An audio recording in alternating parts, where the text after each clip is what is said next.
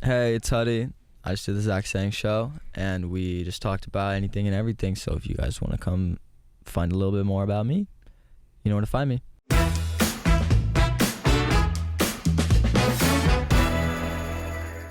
Hello there, beautiful human. My name is Zach. That is Dan, and we welcome to the studio, Huddy. Hey.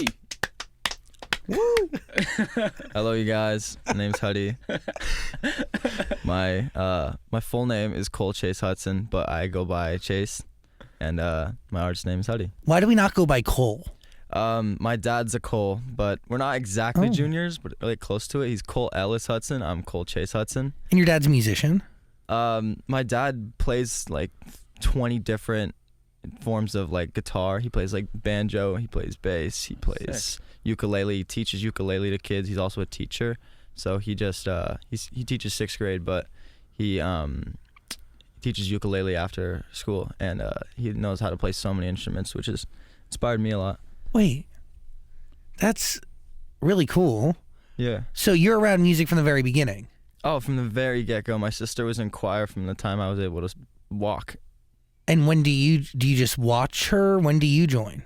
I never really joined. I was always a kid that would sing, but I was always too nervous to really use my voice and talk about it. My mom always told me I had a good voice, but I always it's like, yeah, that's just my mom, you know. And then once I came around to being like, well, maybe let's try this thing out. That's when I was like, okay, maybe I'll go for it. But I had no idea I could really sing. Why did sports get your attention? Sports always got my attention because when I was a little kid, my dad always wanted to be the coach dad. So I started with soccer when I was very young. My dad was my soccer coach, and he was my t-ball coach, which then got me into baseball. And then I was playing baseball until I was like 14. Then I started playing lacrosse and baseball. I started leaning towards lacrosse, but I have a lot of love for both sports. Were we any good at any of this? We're pretty good, yeah? I was pretty good. I was a pitcher. I was a catcher at one point. I was a really good shortstop, and I was fast. So I would play, I think midfield is what it's called. Yeah. I don't know. I have no idea. It's been a while. You could lie to me about everything that has to do with sports, and I'd believe you. Really? Yeah. I have no clue, bro. Zero idea. So, but you don't make it through all of high school. No, I actually... You graduate early. Yeah, pretty much. I... By force, though, right? Kind of. So when I was a sophomore, I just kind of had enough of high school's bullshit, and I switched to online school, and then from there, I started taking double the courses that I needed to because the classes were easier online.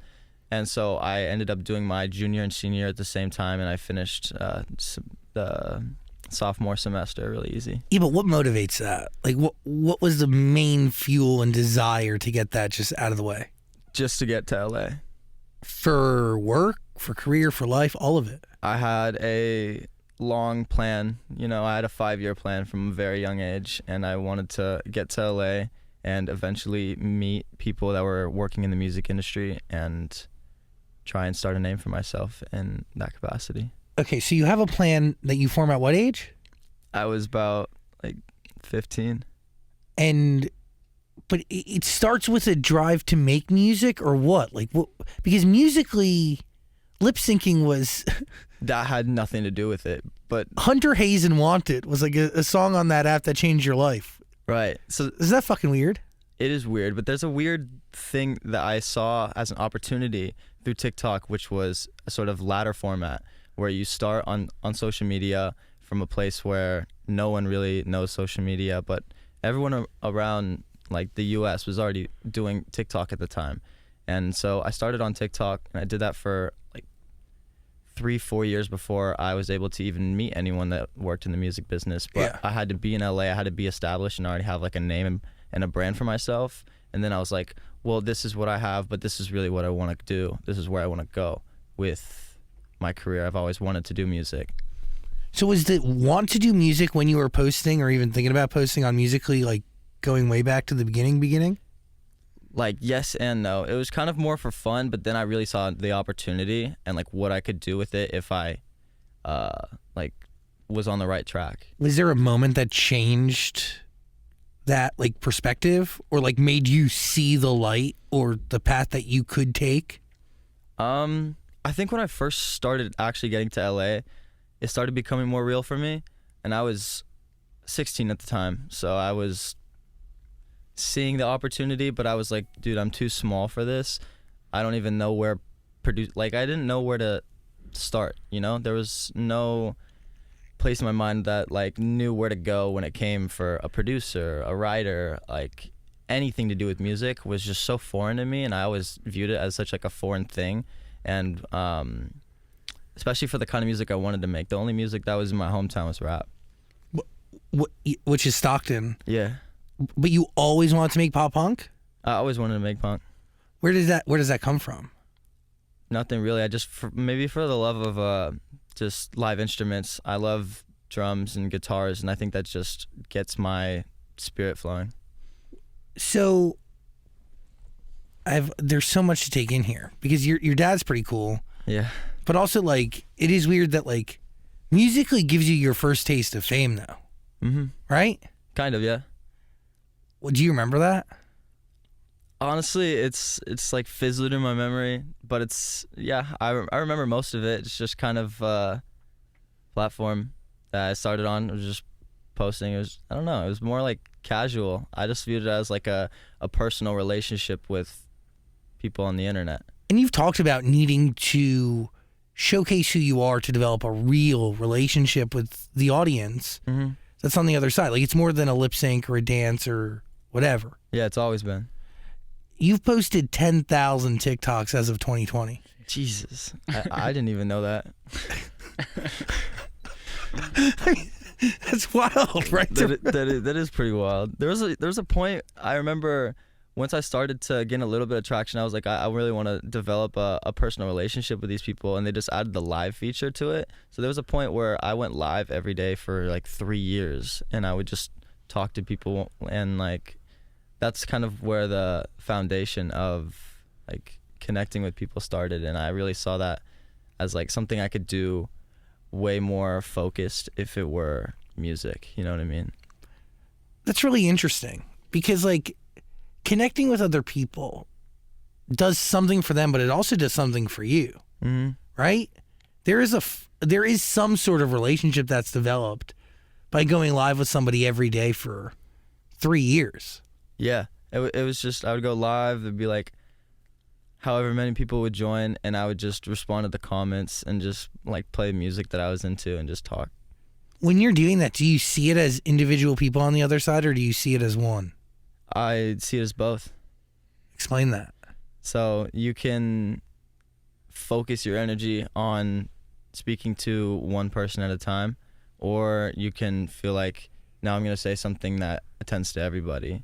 You know, you could respond to a comment and answer that person's specific question, but you could also respond to something that feels like you're answering for everybody.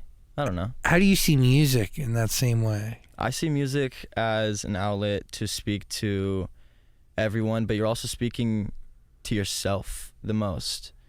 Like, you're being honest with yourself through music. So when you're able to bring yourself to that place, it gets the other people's relatability out of you.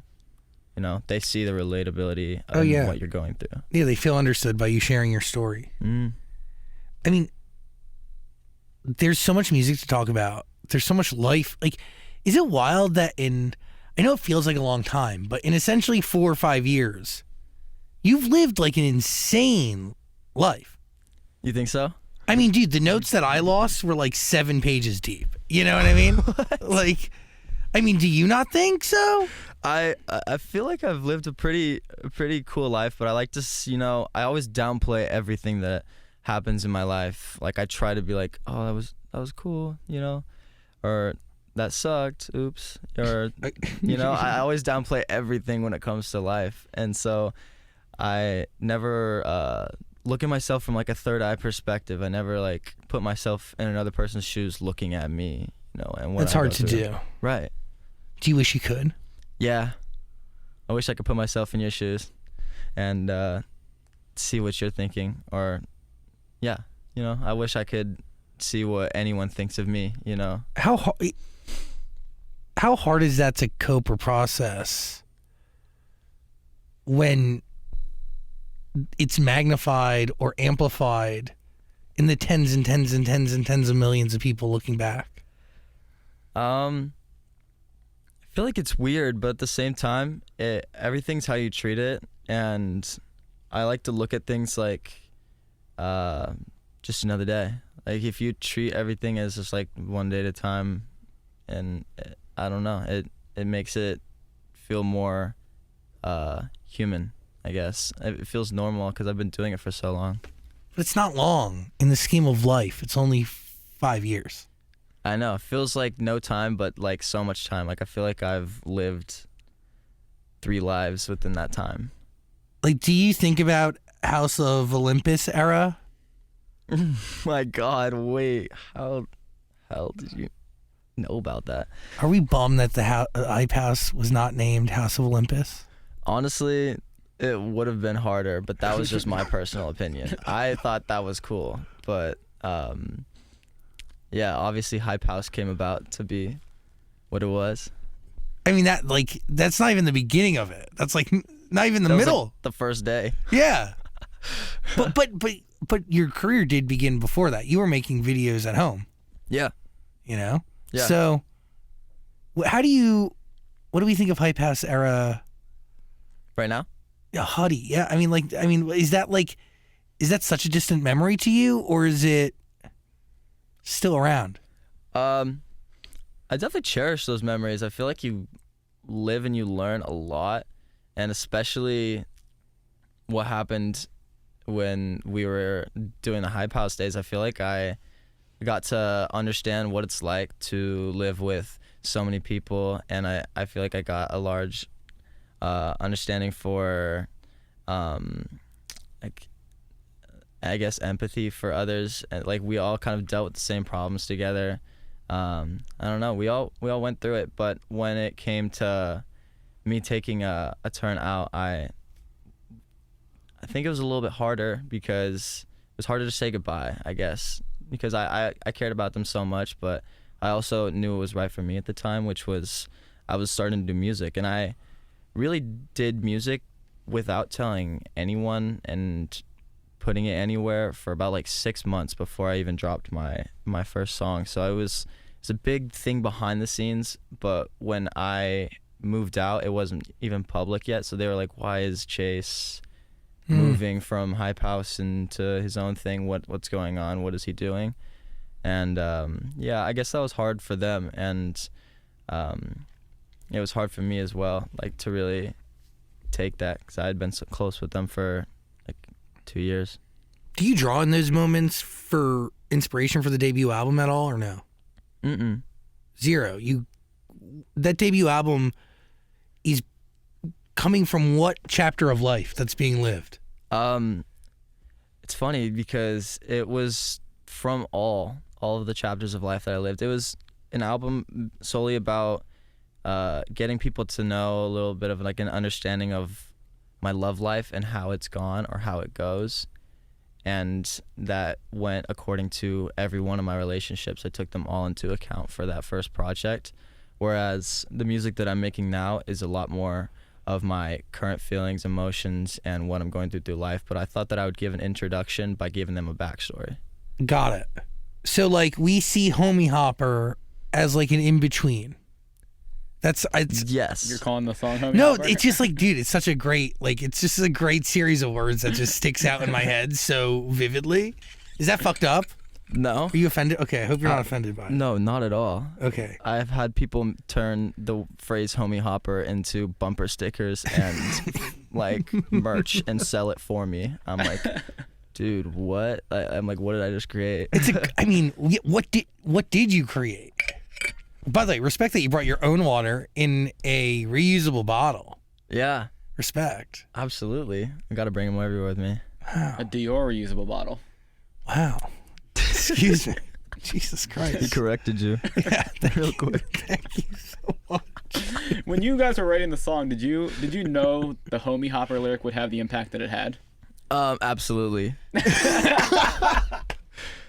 You know, we came up with the line at the same time. We came up with like we're just gonna say all these things back to back, and then we'll go into like the more elongated lyrics. They're like bad liar, homie, hopper, drama starter. I was like, wait, dude, what the fuck? You're onto something.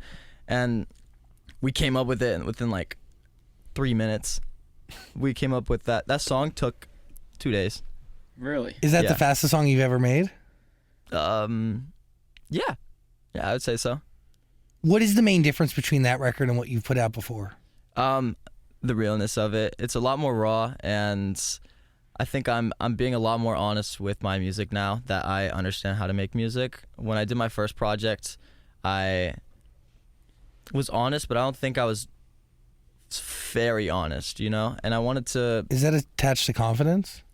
Honestly, yeah. Like, I feel like getting more comfortable in the studio helps you understand what you want to say more, understand what you want to do instrumentally, and vocally, and like what you want to do and how you want to take it. Like, there was a lot of things that were improv in there. A lot of like the runs on the song, like even in the bridge. There was some in the pre, and there was like a few in the chorus as well. It's like a lot of stuff's like just very on spot. Like, I feel more comfortable, and that's not something that I would have done. Like, going into the first album, I was helped out a lot, but I also like it more now that I'm able to like do it all my way. That I got to the comfortability zone where I was good with making music better by myself, whereas it was harder to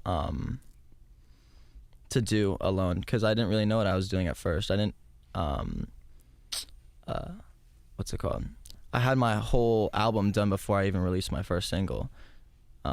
Teenage Heartbreak was done before I dropped 21st Century, and so I was still getting to know myself and me as an artist, but now I've got it all figured out, I guess. It's a process, but you definitely, I mean, you having confidence, and then like, I'm assuming you changed up who you work with in the studio? Yeah, a lot. Like, who you were around, that matters the most, no? Absolutely. And I've started to work with a lot of younger producers, younger writers, people that are like going through the same things as me, can really relate to me on that aspect. And yeah, it's really helped my spirit. I've been working with this guy named West Period. He's an amazing writer, and me and him wrote the whole song together. And correct me if I'm wrong, but like your label changes too, no? Yeah, I'm currently independent right now. It's pretty sick. That's the first time I'll be announcing this. Is that scary or freeing? Kind of both. I feel like it's freeing in a way that I get to say and do whatever it is that I want now, but also it's scary in the fact that I like had that rock, you know? I had people helping me creatively, visually, and do all the press even for the music, so it was a lot more helpful going into it. But now it's also freeing in a way that was beautiful for what it was, and now I'm a free agent, and I'm able to now know what I'm doing now that I've had the little bit of experience. That's it. Like, you come at it with a bunch of knowledge, bunch of understanding, newfound confidence, and more understanding in yourself as an artist. But also in the same breath, like, you wait for no one. You do it on your time.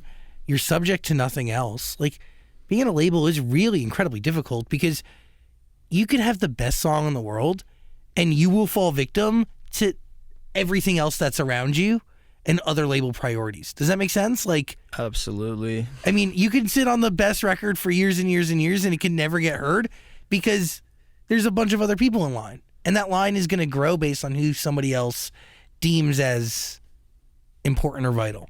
Yeah, absolutely. And well, I would say I was working with the best label. Like, Interscope's great. Interscope's amazing, and I have And nothing Geffen. but great things to say about them.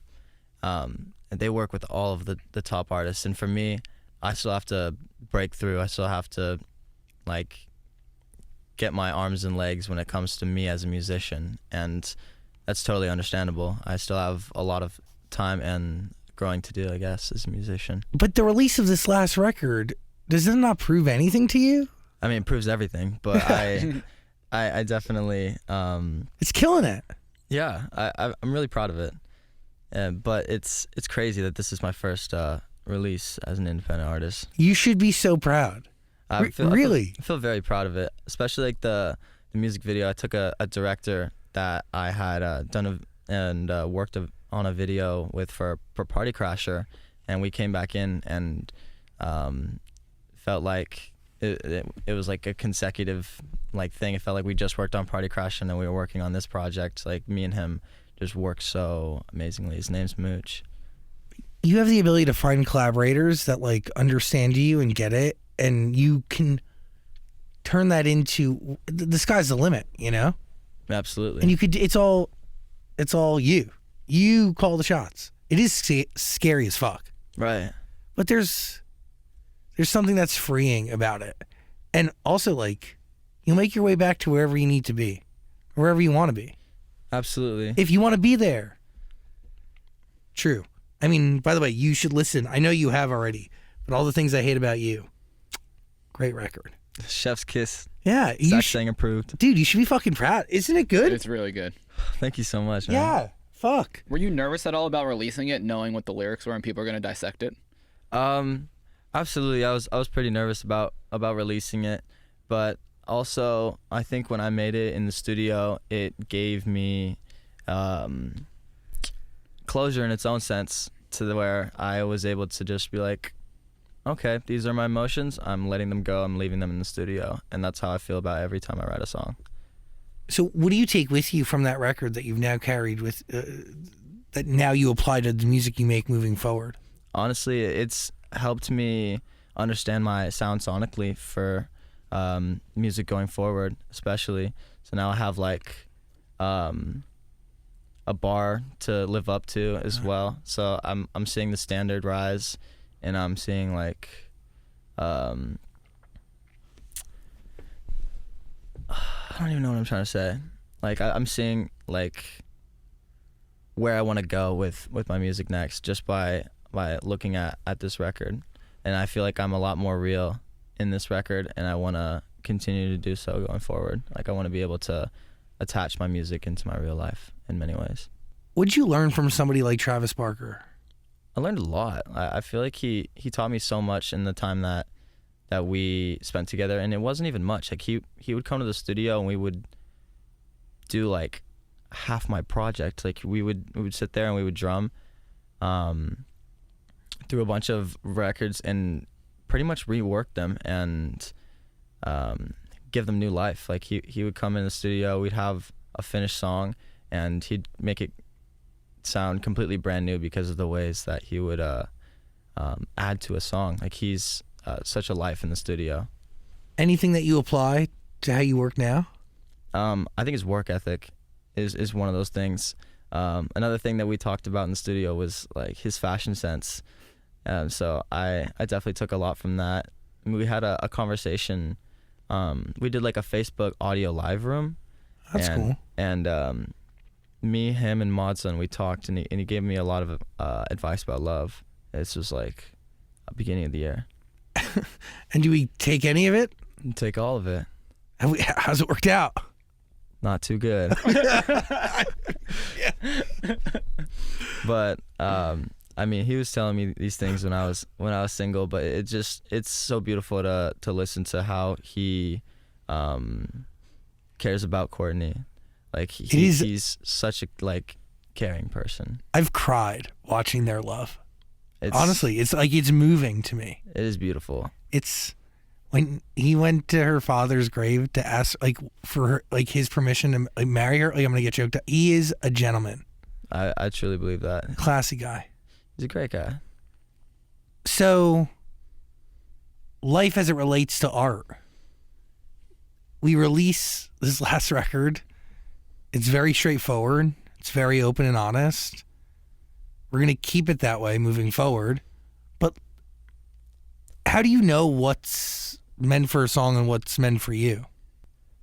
Or is there something to oversharing? That's an interesting question. Can you try and reword that for me? Like,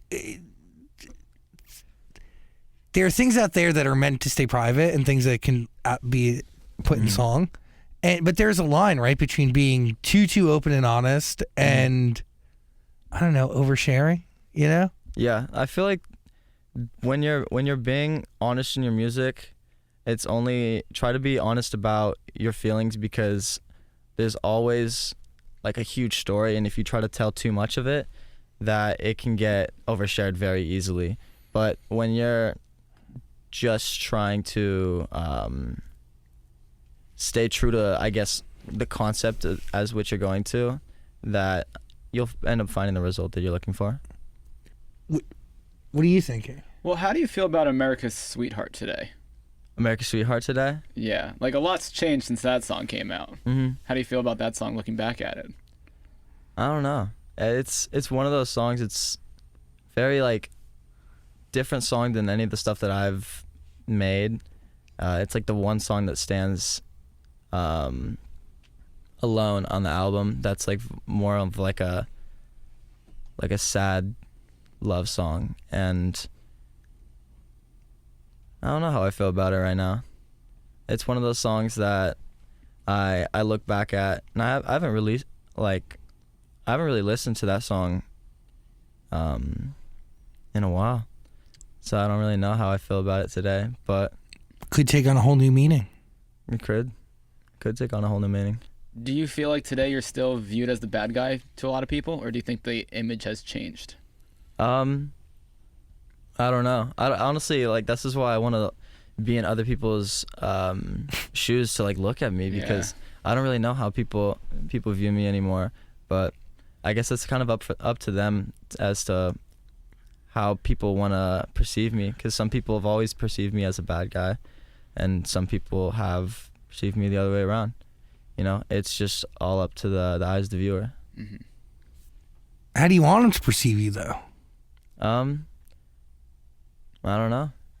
I guess honestly, I like to leave it up to them, because like with the music, I want them to look at me and think that I'm like a person for the people. I want to speak to a larger crowd of people through my feelings, and I'm always trying to be very on point with how I feel in my music, just so I can relate to other people, so I can, I don't know, like I try to be the person that everyone can look to for some sort of guidance. You know, I want people to take something away from my music, and I think that's always something good. Like, I don't think there's anything really bad about it. Why do you think people bullied you in school? I think people bullied me in school because I was nice, and that's genuine. Like, people bullied me in school because I allowed them to push me around. It's the same way that I've always allowed people to push me around today. It's kind of like I eat the things that people say to me, and so people loved to make fun of me in high school. And so because I would allow people to just say shit, I wouldn't sort of say anything back, like, it just meant like people wanted to do it more. I was always nice. But do you regret that? Like, yeah, I guess it made it harder for me to stand up for myself in life. I've always been like a very giving, nice person, and I think that if I were to stand up for myself when I was younger, I mean, I don't know how I would have turned out, because I was just raised around a lot of negative people, and so looking back at it now, I wish I stood up to a lot more people, but I don't know. I don't look at it as a bad thing. I take everything in life that's been thrown my way, and I look back at it and I'm just like, well, it wasn't me being the one that was being rude to them, and so I have nothing to worry about. Things have turned out pretty fine, you know? Could be worse. Could be way worse. Could be so much worse. Well, I feel like the music and all the things I hate about you is your way of now standing up for yourself. Yes.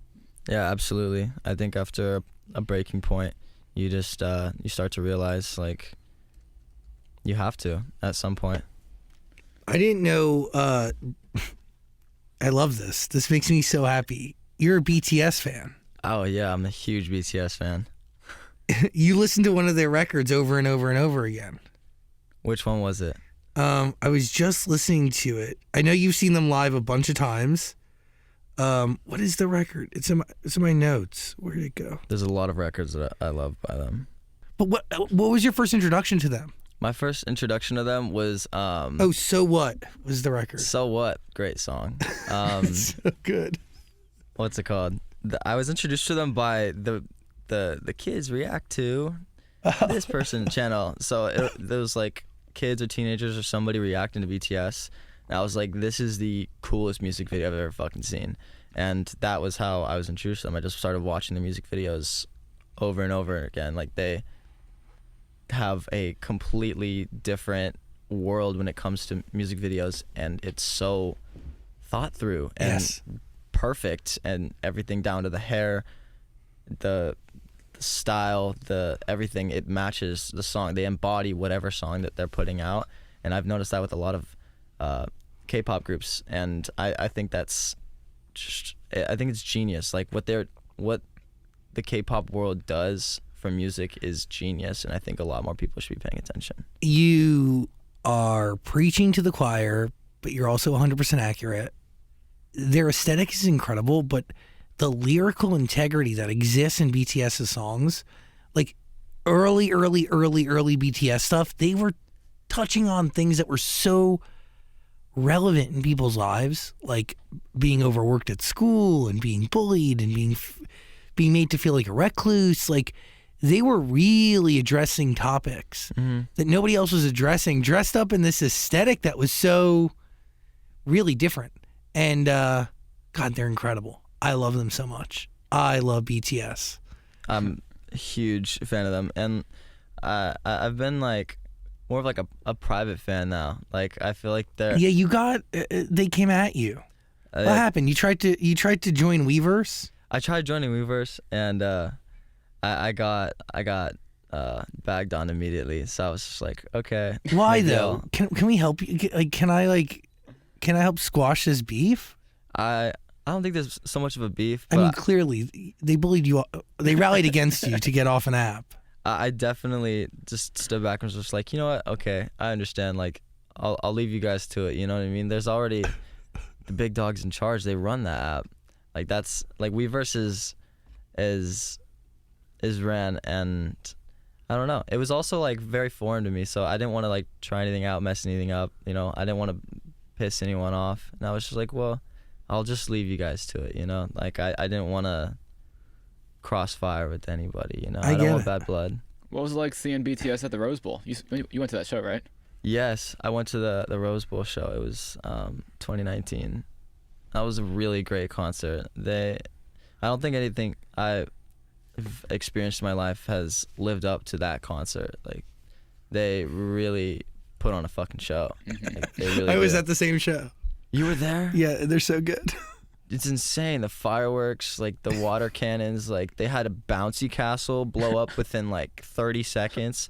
I was losing my mind. I was like, this is fucking sick. You were there the same time? Oh my gosh. I love them. They've been on our show. I mean, I don't know how many times. Maybe 8 times. What? 6 times. That's awesome. Yeah, they're great. I love them. And God, do you have a bias? Always had 2 biases. It's V and Jimin. Wow, taste. I fucking love them. I love all of them, to be honest. Like, I think they're dope, swaggy, in all of their own individual ways. Jungkook, I love him.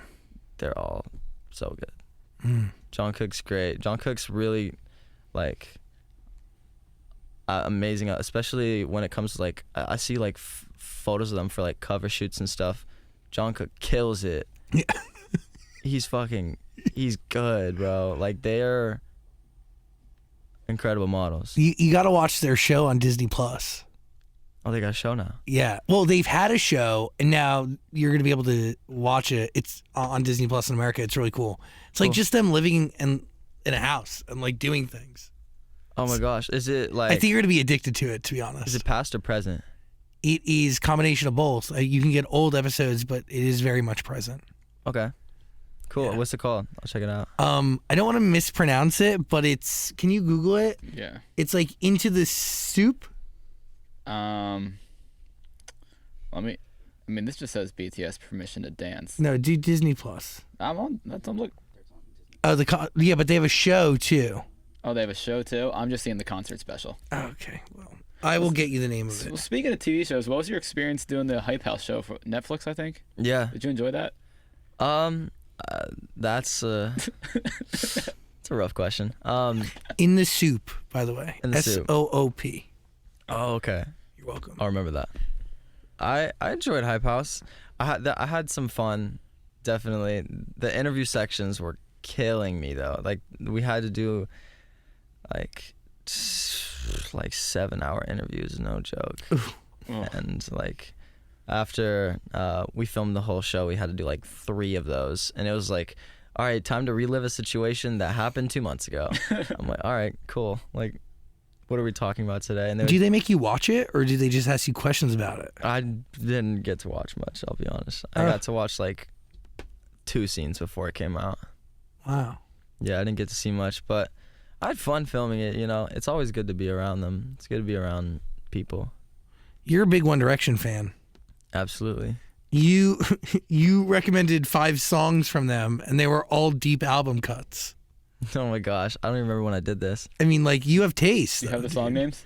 I don't. Oh man. But like anybody who goes deep album is like, kudos, Yeah, respect. I'm a big fan of all of the early stuff, especially like I'll tell you guys when I got put onto One Direction. My sister was the biggest Niall Horn stan I had ever met. She had a cardboard cutout of him in her room. She had 100 pictures of them printed all across her room.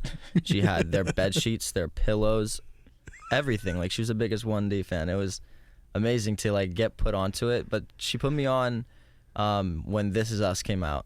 Oh. When the movie came out, she was like, Chase, you need to come see this. I'm like, okay. So she dragged me with her whole group of friends who obviously lost their mind, like sitting right next to me. And I was like, this is the coolest shit ever. Like, they're amazing. Like, I've always looked up to them since I was probably like 12 at that time. That's one. It's wild that you're so young. But 2, there's never been a boy band like them. Truly. Never. Like, the way they dress, the way they operated on stage, lack of choreography, like, nobody like them. I think that's what makes them more relatable. Totally. Is their the characteristics that they held. Like, they looked so much fun. Like, they looked like they were just having a blast the whole time. Because they were. That's awesome. I think a lot of times, right? Yeah, especially when I watched the movie, like, dude, it just looked like they just lived a normal teenage life, and I think that's all they ever wanted to live. It's all I've ever wanted to live. Are you doing that? Yeah. I try to live life as normally as possible, try and keep myself sane. Do you go home? Yeah, I went home like 2 days before I left for tour. I went and surprised my mom. That's fun. Are they still in Stockton? Yeah, my parents are still in Stockton. They're still teachers. And my parents have my dog right now. I gave them my dog while I was going on tour. Wait, your parents are teachers. Yeah. How do they feel about this whole thing? It's kind of strange explaining it to them. They definitely feel so proud of me. Like, I've had to teach them the world of what I do is, and it's definitely a lot, especially for my mom. I think my dad knows how to take it a little bit more, but my mom's a softie at heart. So like when I'm going through shit, I have to like tell my mom, and it's hard to explain to my mom, like a lot of the tougher shit. The drama? Yeah. Do they see it? Oh, they see everything. My mom's the first to see everything. She'll send me stuff. She's always on it. Like, do her students bring it up? No, my mom teaches I think first graders right now. Oh, great. That's really cute. My dad teaches 6th graders, so if anyone's bringing up drama, it'd probably be like my dad's class. Does drama get overwhelming? Yeah, drama gets overwhelming, but I also try like stay out of it as much as possible. Do you feel required to answer it in your music? I feel like if there's only a place to answer, it is through music. Like I feel like that's the only way I should speak, is if I were to put something out in song form, in art form, I guess. How many songs do you have done? Unreleased. Mm-hmm. I'll probably say like 60 songs. Whoa. Yeah, I've got quite a few. Wow. Are you still writing like weekly or what? Yeah, I'm usually in the studio like 3-4 times a week. I've been stacking songs since I put out 21st Century Vampire. All the Things is the first song that I've dropped since I made it in 2020. Whoa. Or 2021, sorry. Yeah, beginning of that year. So I've been making music since then. But when did you make this last record? When did you start it? I made it, I guess, like the first, maybe second week of June. Got it. That's a pretty fast turnaround. Yeah, it was pretty fast. We went in the studio, recorded the hook, the first verse, and the pre all on the first day, and then the second day we came in and did the second verse and the bridge, and we were done. Sick. What are you waiting for with the other 60 songs? Just the right time to drop it, or you're trying to figure out what you want to do with them all? I think for me, I want to come up with what song feels best next, and just have like a good run of really solid singles before I consider doing a next project. But it's also it was me trying a bunch of different vibes and trying to see what fits, works next, and just like playing around a lot in studio. I built a home studio during the summer, so I've been recording a lot at home too. Oh wow. And how often do you post on TikTok? Well, maybe like,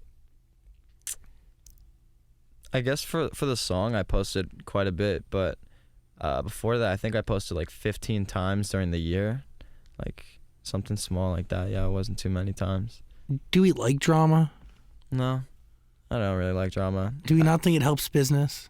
I do stay out of the way of it for the most part. I just kind of like let drama happen, you know? I like let like the drama in sight and then just kind of watch. Sick. What's some like I'm not even like totally in the loop on all the drama. Mm. I just know Homie Hopper. It's a great record. It's not called Homie Hopper. You should listen to All the Things I Hate About You. Link in the description below. Bumstar was a funny line too. That's a funny line. That's a funny line too. That's there's a funny story about that line. Me and my best friends, Rylan, we've had this inside joke for 4 fucking years, and I've always loved the word Bumstar. Thought it was hilarious, and so I was like, dude, that would be so funny if I could find a way to use it for this song. And so I just told my writers, I was just like, what if we use this inside joke that I just have for me and my friend, and nobody knows what this word is? And they're like, yeah, if we could make it work. I mean, I don't know if it'll work, but it ended up working out. What does it mean? It doesn't have a meaning. That's the thing about it. It's like slang. You know what I mean? There's never a meaning for the type of slang. It's like one of those random words that we just come up with. Like once every 2 weeks, we'll have a new word, and so Bumstar was like that one word that stuck around with me and my friend, and it's just. But how'd you use it in context or in a sentence? Oh, use Bumstar in a sentence. I don't know how I'd use it in a sentence. Let me think about this. I'm trying to think about this. I might need a second. Could just read your lyric. You could have had a rock star, but you chose up on a bum star. That works. That works. I don't know how I'd use it in a sentence. Who is a bum star? Who is a bum star? A lot of people. A lot of people are bum stars. A lot of people are just not the pure people that they present to the world. I think that could be what bum star is. Mm. And I think that bum star is also like a word that's like, it's like you might be famous, but you might be famous for the wrong reasons. You know? Yeah, or even when it's I don't know. I guess we'll leave it there. Yeah, it's a good explanation. Yeah. I feel educated. It has no definition. That's the thing, though. I think you putting it in the song gave it a definition. Like that's what I tried to do. Yeah. I tried giving it a definition by putting it in the song. Knowledge is power. Thank you. Is it, correct me if I'm wrong, but like in my history of like internet timeline, there was a moment in time where people like very much sexualized you very heavily online. Yes? You were Yeah. in like that group of like, is that correct? Am I wrong on that? He was a very handsome man. Yeah, but like would you wear like gray sweatpants on the internet? Gray sweatpants. Honestly, I like. Oh, The answer is yeah. Like, I mean, are you just trying to say no? No? I've never really like worn them to like, sexually arouse people. You know, Okay, like so the answer is yes. You have. I own gray sweatpants. I mean, what? I'm not gonna say I don't own gray sweatpants. No, but but it's weird because like I started like seeing you socially like out places, but like out like not in that phase of your career. Do you get what I'm saying? Like more like when you were releasing music. Yeah, we've only met just recently. Yeah, I mean, is it maybe like a year ago? Within a year? Probably within the last like 6 months, I think. Maybe. No, I think so. Because when we first met, I think we were at Tana's house. Yeah, it's gross. So wait, explain the gray sweatpants thing. Are people wearing these because they show your dong? Yes, people do, but they did. They don't do it anymore, right? Oh, is it a trend? I go to Carlos' camera. They probably do. I don't know. I'm more of like a fashion guy. Like if I post on TikTok, it's more of me like showing off an actual fit than just like showing in like gray sweatpants and a tank top. We've grown. We've elevated. I don't think I was ever there though. I feel like I'll scour through your 10,000 TikToks. Oh no. I feel like his roommates may have done that in the past, and he's just getting wrapped up into this whole thing. Yeah, I know. I just got thrown into this. I don't even know I'm here. The point I'm trying to make is like you were like really genuinely one of the original TikTok heartthrobs. I think that's like definitely fair to say. Okay. Is that like hard for you to process at all? Kind of, yeah. Like I've never like thirsted over myself. I don't know. Like, do you start seeing yourself a little bit differently when you find, or you realize that there's like hordes and getting hot? Sweating over here. Jesus. These questions. Okay, relax. No, but do you start seeing yourself differently when there's hordes of people who find you beautiful? I think it's like it's cute. I like when people like find me attractive, I guess, but I've never like really tried to feed into it too much, I've posted like a shirtless photo every here and there, but like that's it. Yeah. I feel like I'd get lost in it.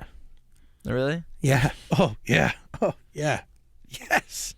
You get lost in the... Yeah, if I was attractive enough to post like shirtless photos on the internet and then got positive responses from people, you get lost in the sexy sauce. Yeah, dude. I'd be blinded by it. I'd be blinded by my own beauty. My whole life would be different.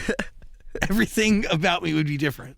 I think you're sexy, so... That's a lie, but thank you so much. Thank you so much. I never lie. Okay. When did you decide to drop Lil from the name?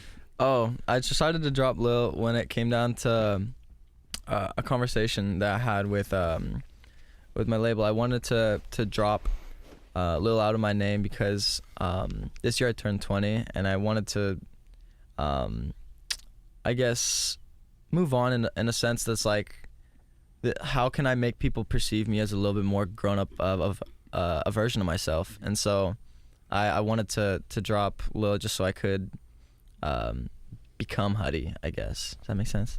Yeah, I mean, I guess the whole world kind of knew you as Lil Huddy from social media. It's a way to kind of separate yourself, and like Huddy's the music side of you. Gotcha. Absolutely. Sorry, I like burped. Are Huddy and Chase the same person? Yeah, pretty much. But Pretty also, much. like yes and no. Like I'm definitely like a more outgoing person in real life, but I have a lot of emotions, and I feel like I deal with my emotions in my music, and that's what makes it so heavy. I agree. I want to hear more music though.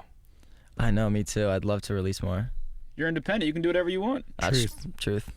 Did you actually think you were a vampire? No, I've never thought I was a vampire.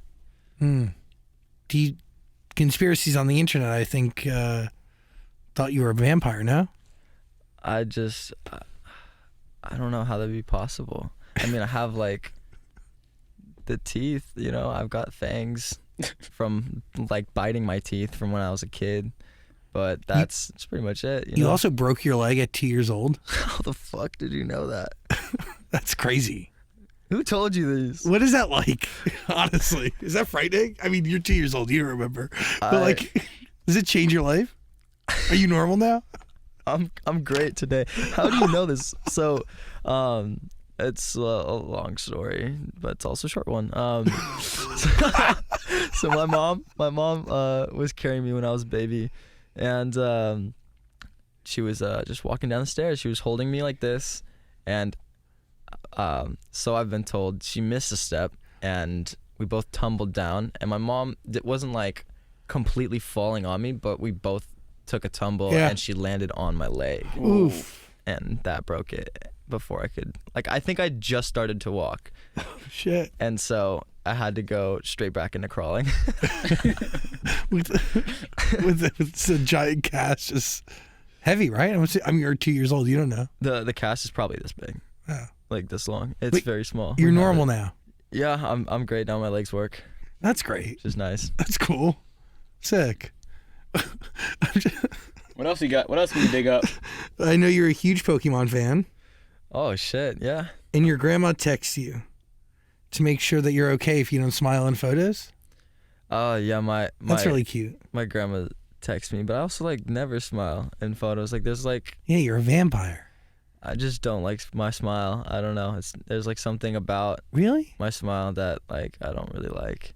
Yeah, I try not to smile, you know, in photos, just because I like the way that it captures my face more if I were not smiling. Can I be very honest with you in not a creepy way? Go ahead. In the moments where you were smiling in this conversation, I thought that was when you were the most attractive. What? Yes. Thank you. He's trying so hard not to smile right now. Just proud. I don't know. I guess I have a different view of myself. I always like, I don't know. It takes me 100 photos to get a good one of me smiling, but it takes me like a lot less tries if I were to not be smiling in a photo. And I don't know. I guess that's just like me and my fight with my smile. An ongoing saga. But like, do we wish appearance and aesthetic wasn't a part of what it means to make music? Or do you see why the two are connected?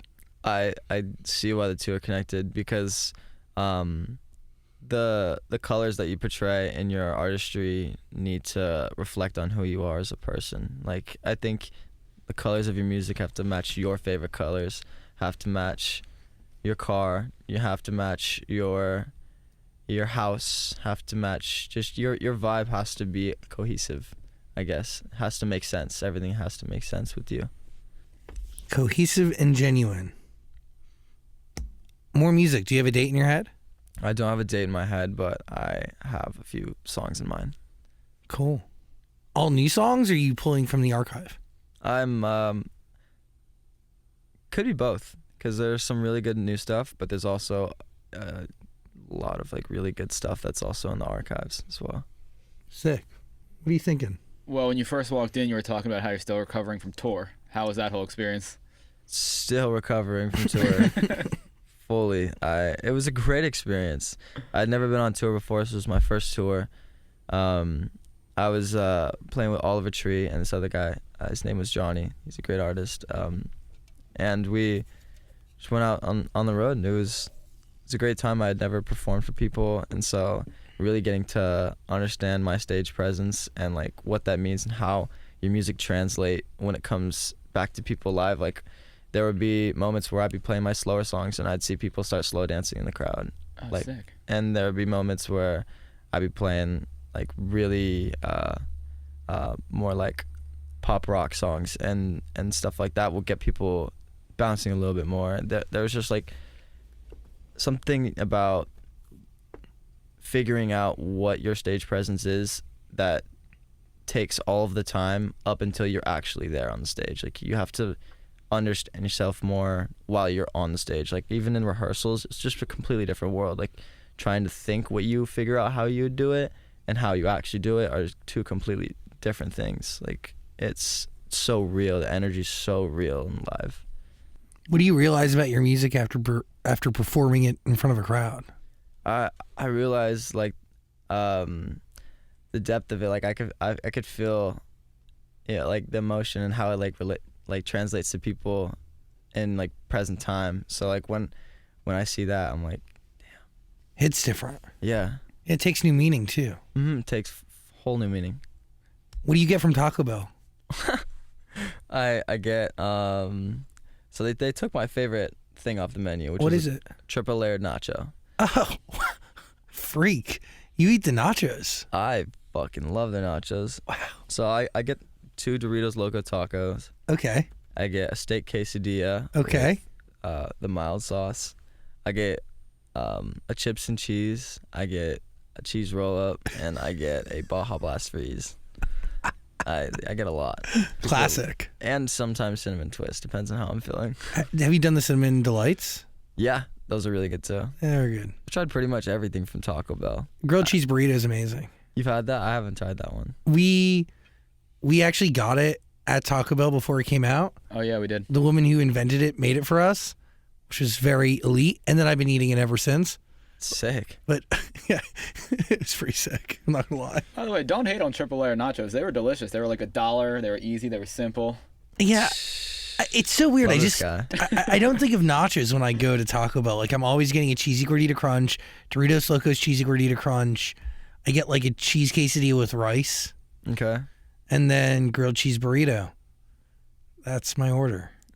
It hits different. Sounds normal enough, you know. But the triple layered nacho, there's something about it. It was like beans, and then they had the red sauce, Yep. and they had the nacho cheese on top of that. So it was just, dude, it was like the perfect combination. And then they did the nacho Bel Grande I sort remember of that. thing, and that one's just not. Doesn't compare. It doesn't compare. It's not even close. Wow, it's good to know that you're a Taco Bell fan. Huge. That me too. Changed my love it. life. Seriously, gotta love them. The first thing I ever saved money for was Taco Bell because every other kid in my neighborhood would eat it, and my mom would never take me. So I walked 3.5 miles to get it with quarters. Gosh. Quarters. Fuck yeah. Hell yeah, you were a hustler. Changed my fucking life. I live for that. God. Yeah, the nachos, I underrate them, but the cheesy Fiesta potatoes are highly underrated as well. Try the Fiesta potatoes. You've tried everything I haven't tried. Yeah, what is that? That's weird. That's interesting though. No, I also think like a Taco Bell order says a lot about somebody. You think so? So, evaluating my Taco Bell order, what does that say about me I as mean, a person? you like variety, which I respect. You also order in droves. You also like the classics. I mean, you get the freaking Baja Blast freeze. Respect. Absolutely, this is the best thing on the menu. But you also like the simple things. I mean, nothing is more basic than a cheese roll up. I do like the simple things. Yeah, I respect. And the nachos, like, you're not afraid to use your hands, clearly, and that says something. That's what we've learned about you. Oh my gosh, that is a deep evaluation. I mean, you use your hands to eat them, right? You're not using a fork. I would not use a fork to eat nachos. It wouldn't- But the steak quesadilla, I do. I mean, that is classic, but it's also premium. So you're a man who likes the finer things. Oh yeah, absolutely. I think the best thing on the menu is probably their Baja Freeze or their tacos. That's just me though. Again, the simple things. But the Doritos Locos, like, then you good. like a little spice. Yeah, it's fantastic. I don't think it's spicy though. No, but do you remember weren't they doing fiery Doritos Locos taco shells for a while? They were. Yeah, maybe. They I were. haven't tried them. I mean, like, they had, like, it's not spice, but they just had a pizzazz. Anyway, Nice. sorry. I think Zach's hungry. I would, dude, like, I fuck Taco Bell. I fuck it up like twice a week, like, at a minimum. we could Postmate it right now. I honestly. God, don't do that to me. I really want more music though, so I'm very excited. Do we want an album next? Do you want an EP? You call the shots. Is that scary? It's not scary. I think I'm gonna need a little bit more time before I have a choice or like have a decision made in my head. Like I want to do an album next, but I want to follow up a few more singles before I really solidify an album. Is there a logic behind that? Yeah, I guess it's sort of like building up a hype for it. I don't really have an album title yet, and just know what I want to make it about. Like that's all I really have right now, and I'm about to start working now that I'm back from tour. I'm about to start working all month and just really trying to figure that out for myself. But I do want to do another album. I feel like a sophomore album's very necessary. Do you want to fall in love? No. I feel like I'm at a point where I want to be married to the game, and I want to Sick. really just get into like a zone with my music and just start being very independent. I feel like I've been going on my whole life with a lot of codependency, and so now I'm living alone, and I'm just start getting in my bag with my music, I guess. That is, you were in a lot of relationships before. 7. Mm. And you're only 20. Yeah. Jeez. It's a lot of relationships. So yeah. There were a lot of them were like shorter, like high school relationships and shit, but there were like a few, very long-lasting relationships. but for you to want to do this is a big deal. A lot of respect. Yeah. Kudos beyond. But also, like, we've had so many artists on the show, and a lot of them in different ways talk about like needing to be selfish in your early 20s to make it as a real artist and to figure it out, because there's a real level of just like self-obsession's the wrong word, but like it needs to be about you. Do you get what I'm saying? It's hard to make it about, like, you got to be selfish to win. I feel like in a way, I'm also.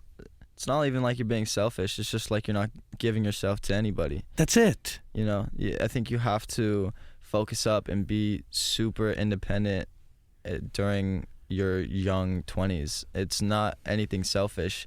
It's you choosing yourself for the first time. Self-love is not selfish. Yeah, not at all. Not, especially if you're just pretending to yourself. But if you're leading like 8 people on, and then you're like, I'm not gonna date any of you guys because I'm cool as fuck. Like, then you're a dickhead. But but you also could do that. Mm-hmm. But that's not even me right now. I've just been very isolated. Been more to myself and just working with my people. Be married to the game. Exactly. Word for word. And don't lead people on. That is dicky. Yeah, right? Yeah. You're a nicer guy than that, right? Absolutely. Okay. I'm a great guy. Yeah. You smile now. Now it's new. It's new. There we go. You good? Yep. No more questions from you? I think we covered a lot here. Holy shit.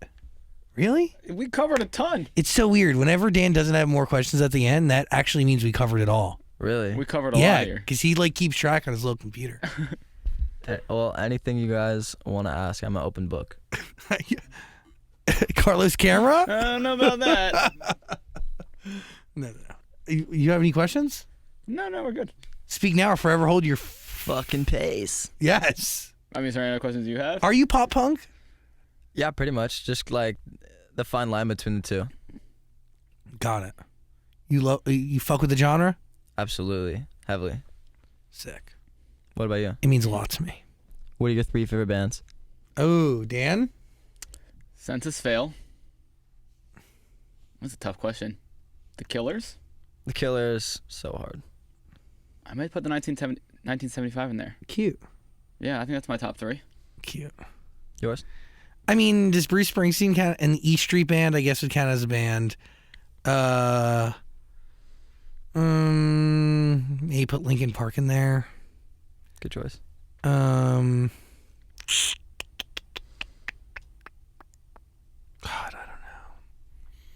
don't know who gets the third. That's really hard. Who are your top 3? I'd say probably Kiss. Hmm. Big fan of Deftones. Probably say Pierce Seville. Oh, wow. Yeah, absolutely. They were just in here. Really? They came on Emo Night Radio. I love Vic. Vic's such a wholesome person. He's such a nice guy. You are a punk. I mean, people who say Pierce the Veil know the fucking genre, man. Yeah. I think like he's like I don't know. I view him as like a different level. Like I think he's so good. Like I think he's like past like any of the other bands I listen to. Like I love his music so much. Yeah, I'm just getting familiar with them. Really? Yeah, I'm new to them. Yeah. I feel like I've been missing out. Dude, you have been missing out. What? Like when people started to go crazy about King for a Day, because that started going crazy on TikTok. I was just like, dude, you guys are just now finding out about the song. I thought the song was humongous. Like, and yeah, that was been one of my favorite songs in the last like 3 years. Like, that's music now, though, bro. Like it's crazy that songs that can be just sitting dormant or been around forever can, at any second, spark new life. yeah, seriously, I've seen that with TikTok, which is kind of crazy. How, like, even like the one from Stranger Things, Running Up That Hill. Yeah. Bro, that girl got her bag. Yeah, she did. As being one of the founding people on that app, essentially, is it weird to see what it's become? Kind of, yeah. It's kind of become the music industry in a sense. Isn't that crazy? I don't know how that happened, but it's wild. It really plays a role in the music industry. Did you think it was gonna, like, when you first started posting, like? Never thought in a million years. Yeah. Never thought in a million years. It's taken on a new life in the last 2 years within itself. Like all of the fandoms, like what was like Twitter fandoms is like those certain sparks of things now happen on TikTok. Totally. And like in like way larger capacities. Yeah, you're 100% correct. It's crazy. And so like they now have taken music in its own direction. Like when people go crazy over a song, they lose their mind on TikTok. Like they push it so much. So we're married to the game. Do we look at friends a little bit differently? Yeah. I feel like I've had to look at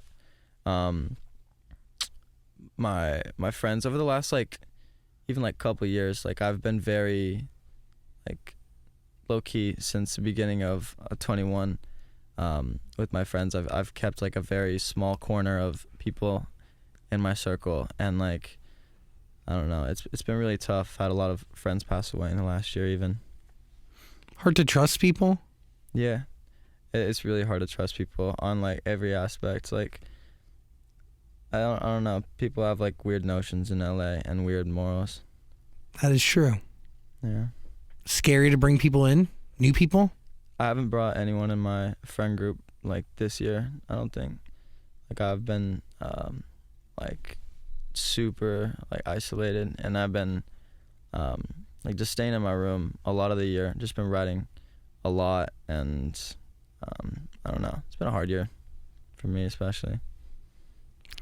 But from that, from things that are tough comes growth, you know? Mm-hmm. Growth is not easy. Growth is not painless, nor is art. So. Yeah, absolutely. It's taken some time to really bring myself back together, because like this year has just been really tough. Like I think like my great grandma passed away like right before the end of last year, and in the beginning of this year I lost another one of my friends, and then this summer I lost another one of my friends. So it's just I don't know, I guess this stuff's kind of like caught up to me. Like real life's just sort of hit me in the face, and like I don't know, it's kind of been tough to really take that in emotionally. Like I've been numb to a lot of the shit that the world's had to offer. So I haven't been going out. I haven't been doing much. Just been really kept to myself. Have you just writing music? Just writing music. That's really it. Share the music. You have an open door policy to come on our show whenever you want. Excited, man. To just hear the art you put out there and to follow the journey. Truly. I appreciate that. Dude, I appreciate you. Thank you for hanging out with us today. Yeah, it was a great time. Really? Let's do it again? Yeah, absolutely. You good? Yep. Carlos, camera? Do we miss anything, Carlos? No.